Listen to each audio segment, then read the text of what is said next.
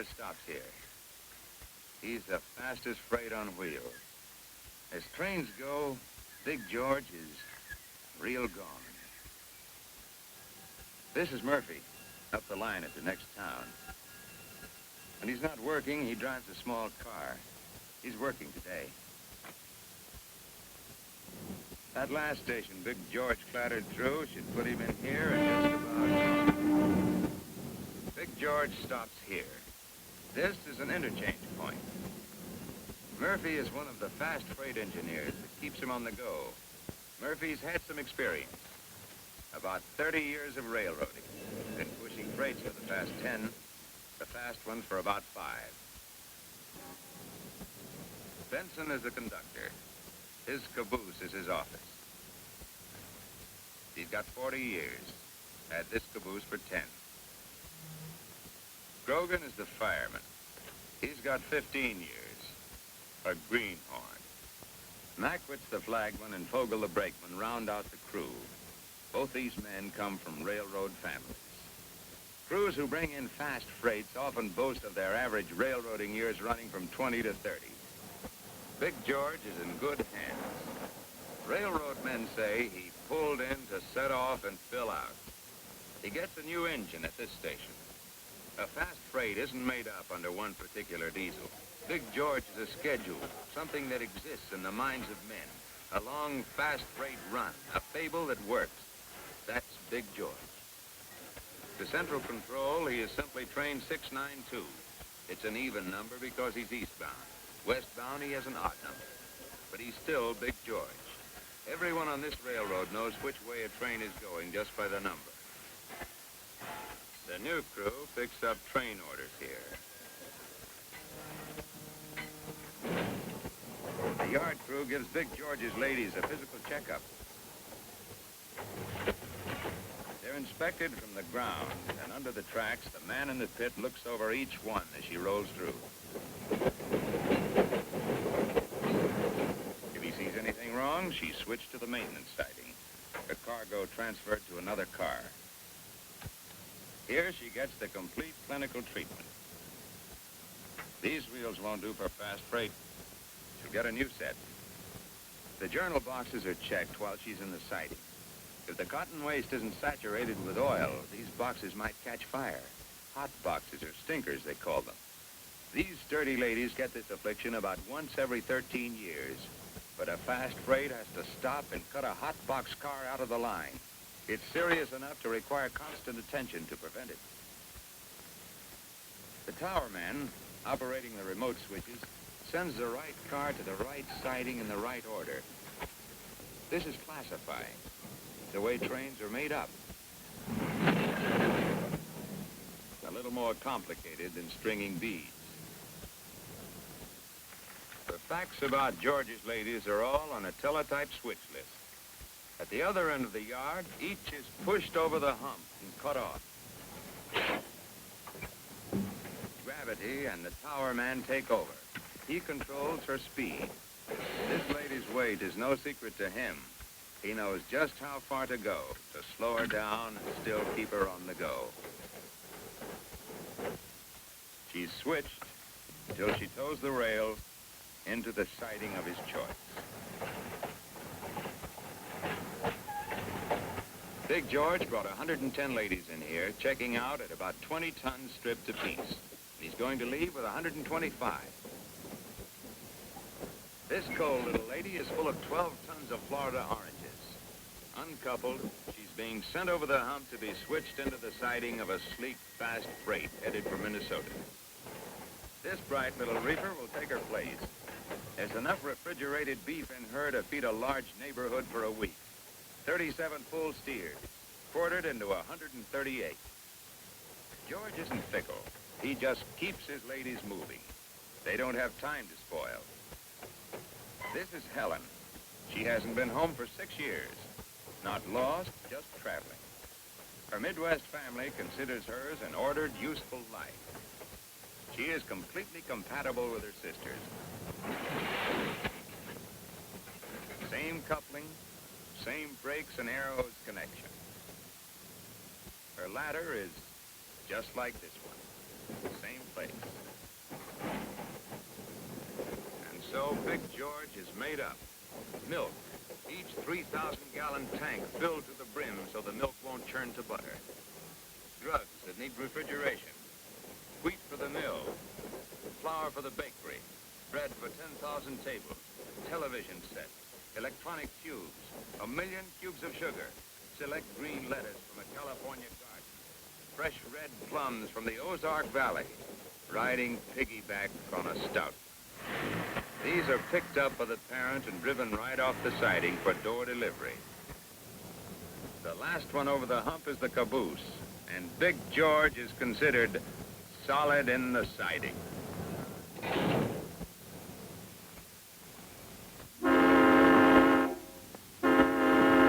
Time 5:43, and Big George is charged up to go.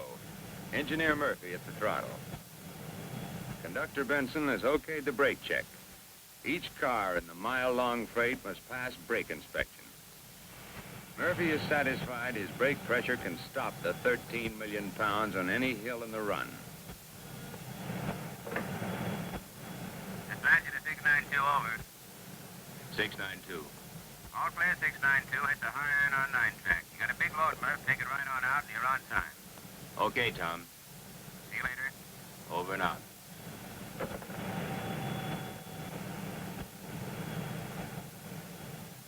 All clear in the rear.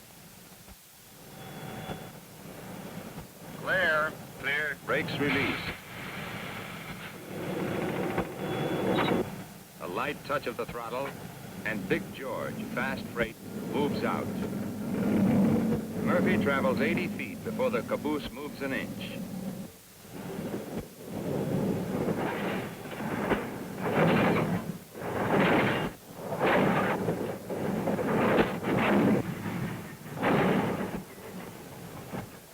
Now the 125 ladies, stuffed and ready, feel the tug of power. The power of 4 engine units put to a strain. 8 wheels on each unit, 32 wheels in all power wheels. Each wheel worth 190 horses. They need sand. Murphy gives it to them.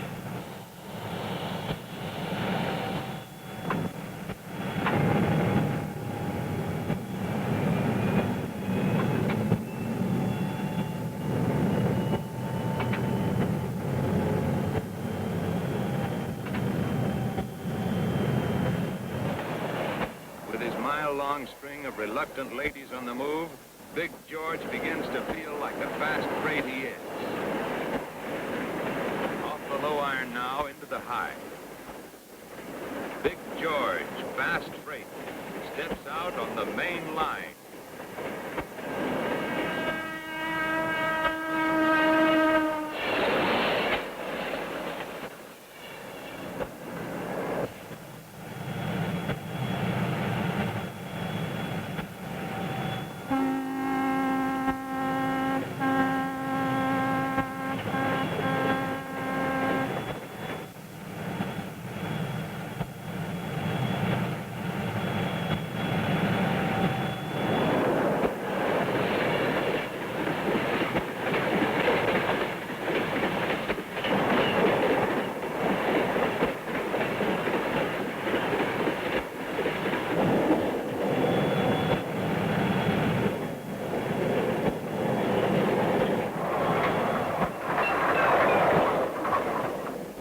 Some handsome ones.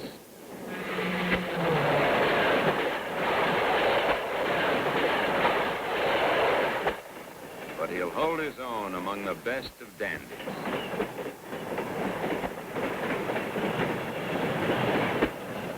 Ask an engineer why he likes to run a fast freight, and he'll just smile.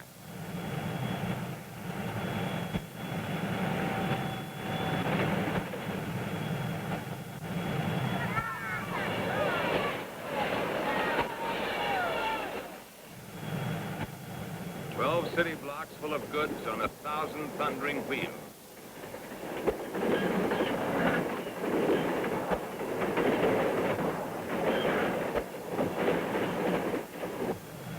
$6,000 horses, all there in his left hand. 30 years experience, and he still says there's always something new to learn.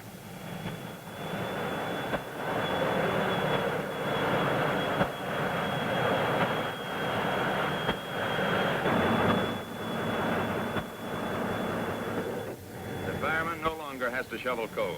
He spots signals, checks the train.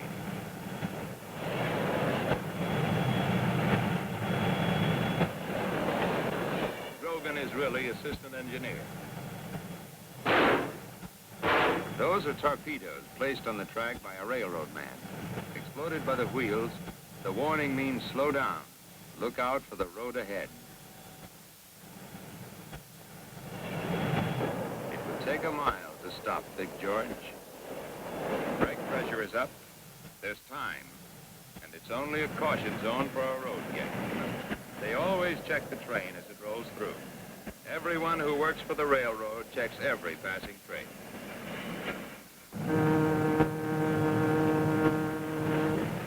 No hot boxes on Big George. Conductor Benson is known as the captain. This is his caboose, or hack as he calls it. And while it's on this run, he's the man in charge. The flag checks the train on every curve. The rear cab of the diesel gives the brakeman a view of the line of freight behind him. This cab has the same controls as the front end. And on the return trip, Murphy drives from here.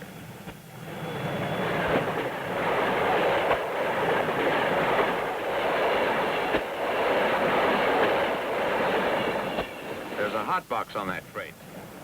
It's near the caboose end.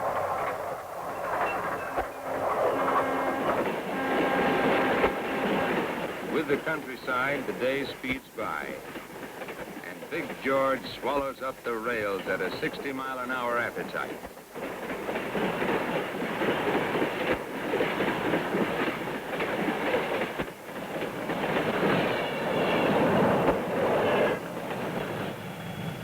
His few stops are all scheduled.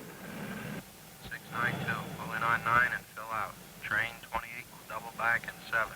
Orders will be to pick up. Up ahead, a load of LCL, less than carload lots, comes in on train 28.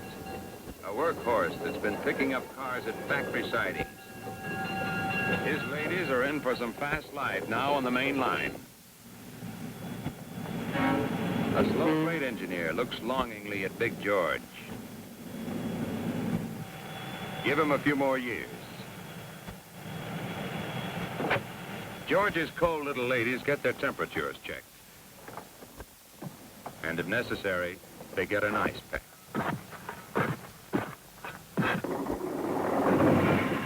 Filled out with the 6 ladies from train 28 and a dozen more he's never seen before, Big George roars out to highball it down the main line. His precious load goes safely, swiftly through the night. Into the city that must have these fast freight deliveries.